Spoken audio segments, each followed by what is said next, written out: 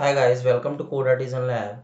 So this is our fifth video for employee register application, and we are making this application with React.js and Django. So in this video we will create our UI for the application, and till now we have created just components but not created the UI, that how we will add the employee data, how we will show the employees, and how we will update the employee data.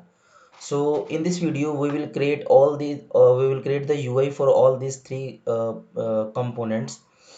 And so here you can see we have a list, we have a list component. When we click on the add, then it will load the add component, and when we click on the update, then it will load the update component. So we are loading this with the help of React Router DOM package, and we are loading this without reloading the page. We are loading the component without reloading the page. So in this video we will create the UI. So let's do this. So the first thing I will do, I will create the nav bar for this add list or add list and add link. So I will go to get bootstrap official website, and then I will search your nav bar, and in the nav bar I will copy the navigation code. I will copy this navigation code and put it in the app.js file, replace of these three links. So here I will put the code. So here let's check this. After putting that, here you can see we have a nav bar, but it is in a light background. So what we will do here, we will define dark. So this is a bootstrap classes. You can check their official website. So this is the link at bootstrap.com. You can check the official website. They have explained everything in detail. So I am using the bootstrap classes. So here we have a dark menu. Now what we need to do, we need to remove home, we need to remove this disabled link, and we have a featured and pricing. So we will add a text list, and here I will add text. Now in the replace of anchor tag I will define link. So if you are working with the React router, then we will define the links, not anchor tag. So this is a function that will load our page when we click on the link. So here in the reference of href we will define 2. In the place of href we will define 2, and here I will define add. So we have a links. So when user click on the list, it will load the list. When user click on the add, then it will load the add component. And similarly we will define the link for the nav bar.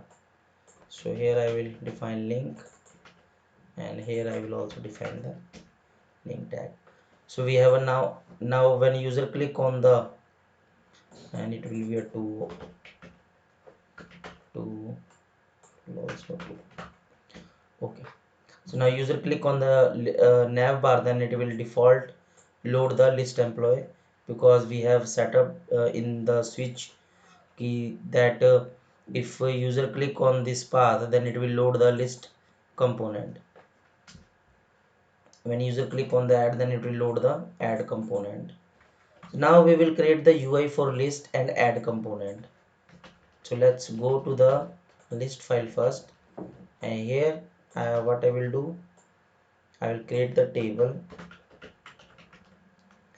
I'll create the table, and in the table we need to define, I will define t head, and in t head I will define tr, define th.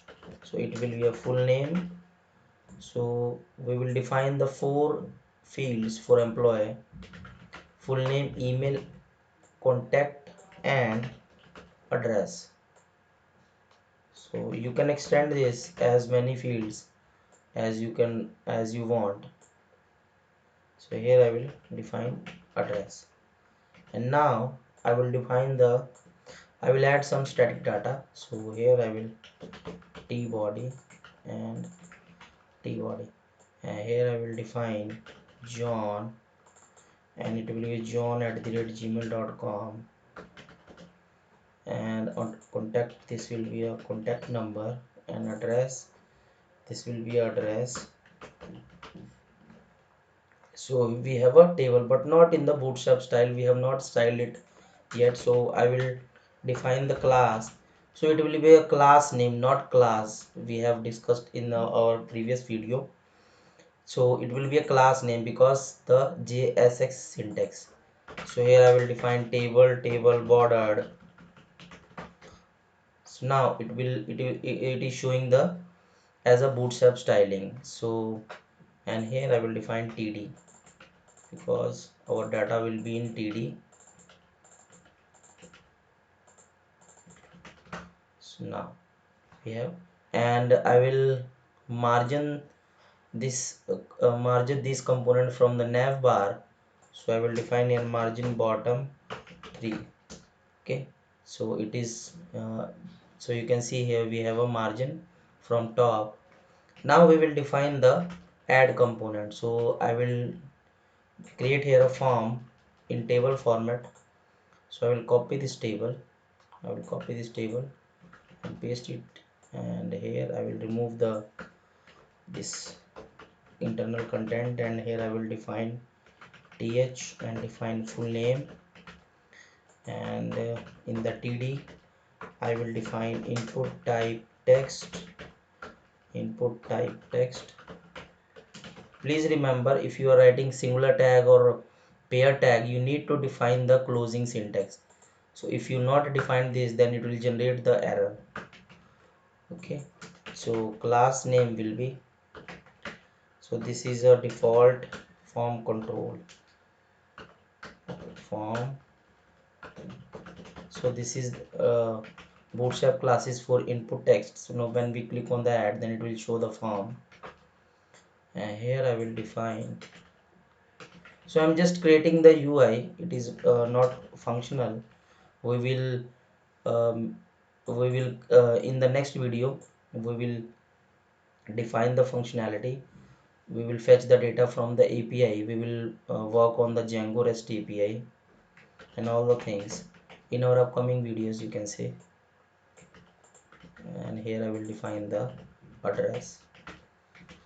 Okay, so now here and at the last I will define call span. I will define input type submit, and the submit button will be button dark, so it will be a black button. Okay, so now we have defined the add form, and we have defined the list. So in this list we are fetching the data. One more thing we need to define in the list, and that is a action. So let's see what we are going to define.